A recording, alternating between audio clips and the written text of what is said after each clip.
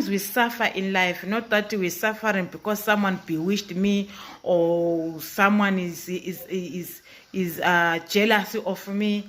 We suffer because of our own actions. We suffer because of our own actions.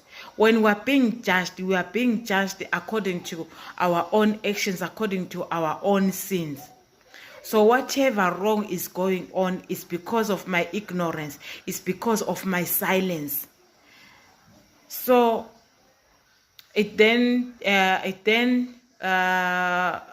I phoned him the third day, because I was thinking at least now I'm involved with the person who's got a house and who's got a car.